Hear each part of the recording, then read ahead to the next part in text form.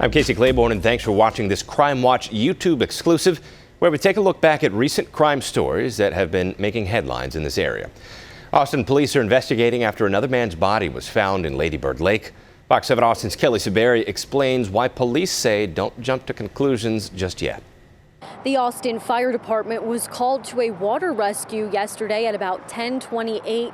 That's when they discovered the body. About 30 minutes later, they pronounced the male victim as deceased. This happened in the 1000 block of West Cesar Chavez. We don't know much about the victim, just that the person was a male. That is the fifth body found in Lady Bird Lake in 6 months. A sergeant with APD says these incidents cannot be tied together and that it's too early to say if foul play is involved. The cause of death is still unknown at this time. The medical examiner will need to do their part, and it could take a few months to understand what happened. But it is a good reminder to stay safe while out on the water for the rest of the summer.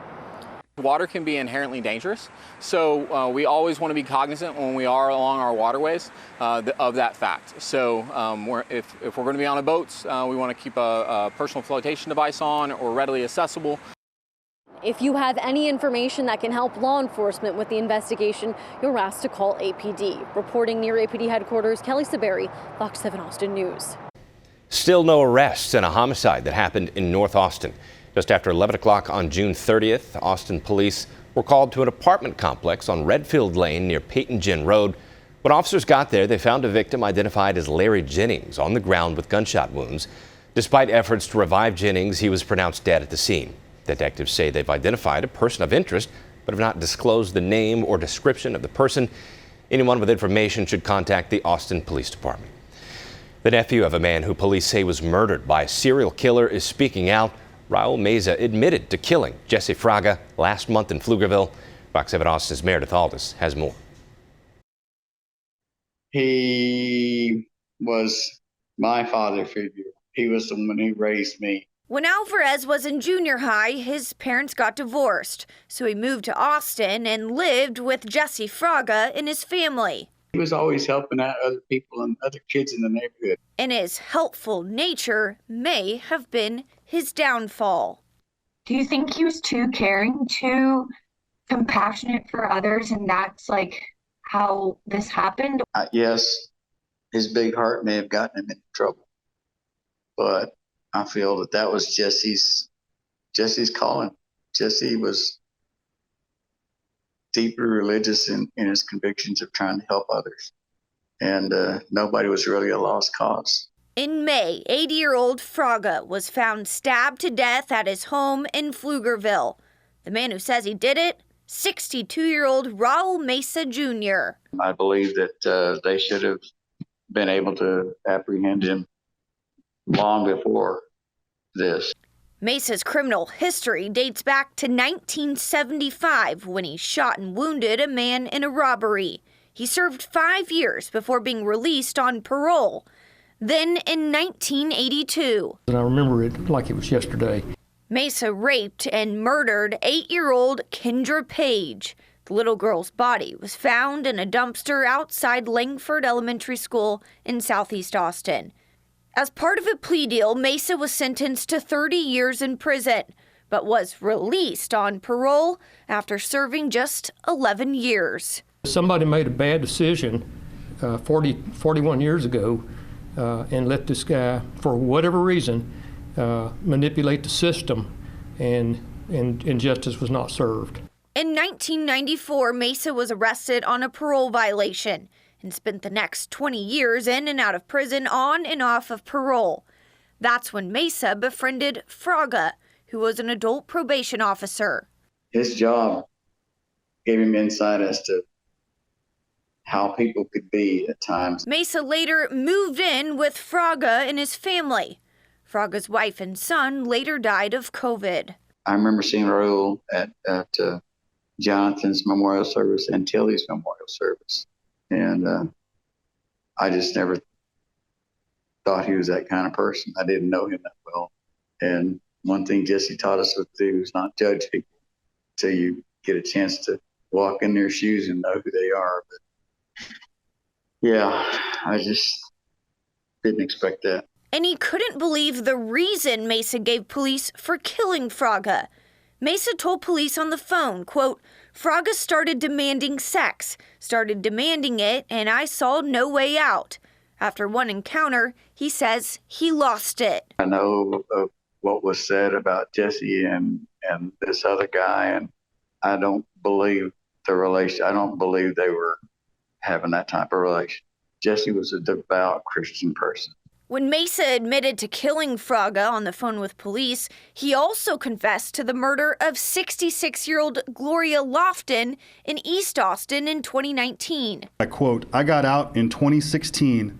I end up murdering a lady soon afterwards. It was on Sarah Drive.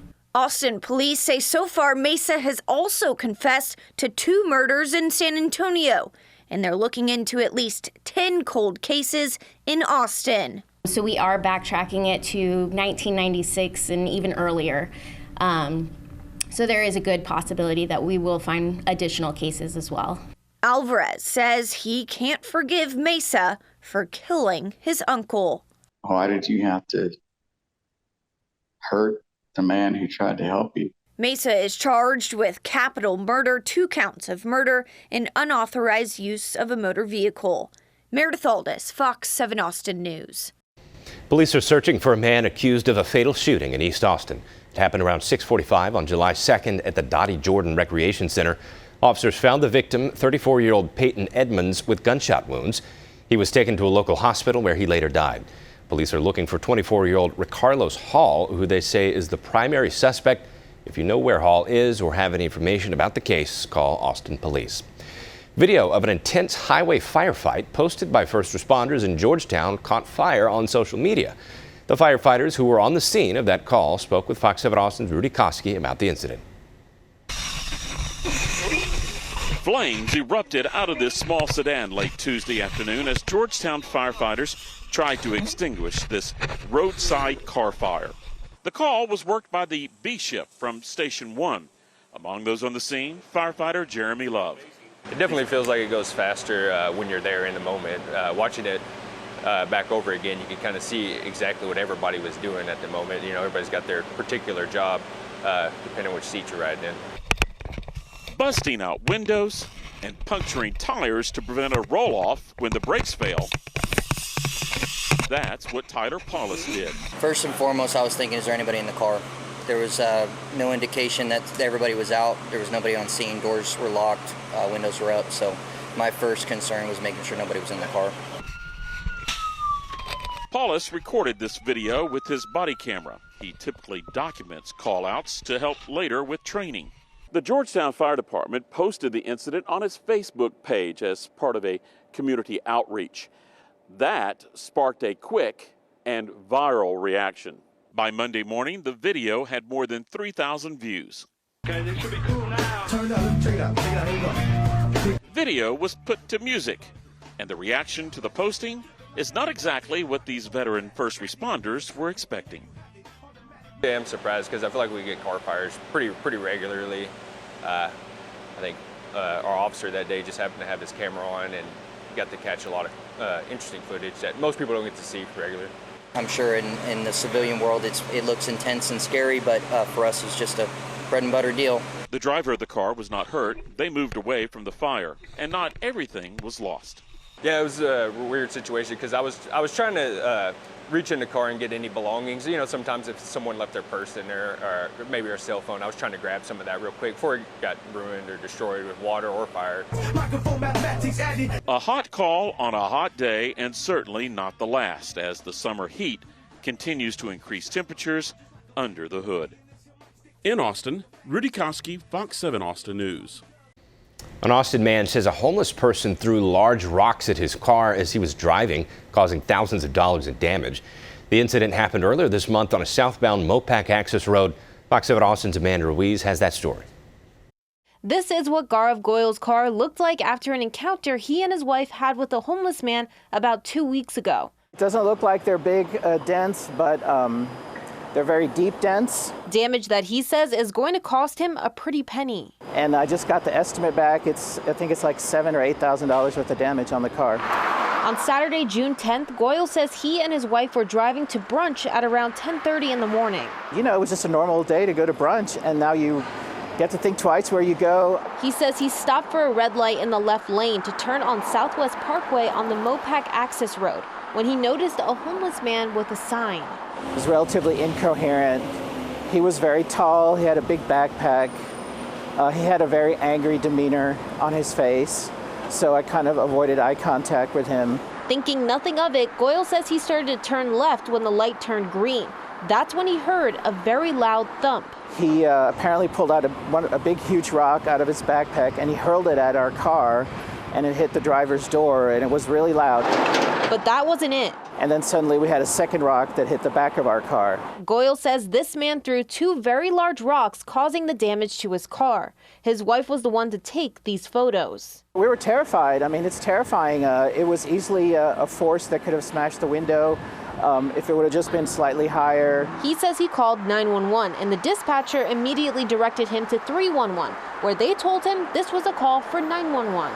And the lady at 311, she said, no, this is a 911 call. You need to call 911. And she apparently instigated an internal complaint, like while we were on the phone, like they literally were feuding with each other. Eventually, Goyle was able to file a police report online. He said this situation reminded him of an incident that he saw on Fox 7. Somehow, the Fox 7 video from January 17th came up on my YouTube feed. The video was of a homeless man, Rami Zaweda, who was charged with a third-degree felony after terrorizing a South Austin neighborhood. Goyle says his situation seemed eerily similar and hopes something is being done in his case. Concerned and responsible to kind of do something to make sure there's some attention to this, because I think he's a danger to the public. APD is investigating this incident as a case of criminal mischief, and we do want to make clear police have not named Zaweda as someone connected to this case.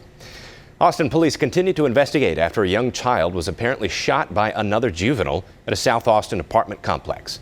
Just before 10:30 on July 3rd, cops were called to the Bridge at Asher Apartments in the Onion Creek neighborhood just off the I-35 service road.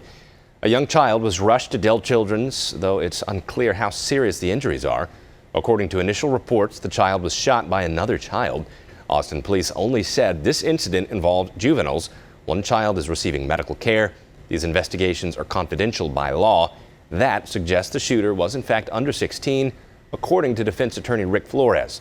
He says a parent or guardian in the apartment could face a charge of making a firearm available to a child under Texas law.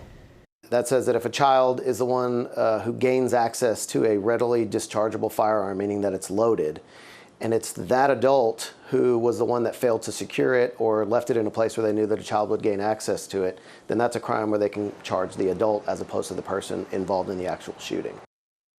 That charge could carry a year in jail or a $4,000 fine. So far, no arrests have been made. To Fort Worth now, where the second time in 2 years, the Como neighborhood has endured a mass shooting around the 4th of July holiday.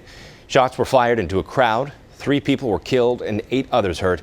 In 2021, a mass shooting on the same street injured 8 people following Como Fest. Still, festivities continued in the wake of the tragedy. Fox's Alex Boyer spoke with those in attendance. It's a time-honored tradition in this historic Fort Worth neighborhood.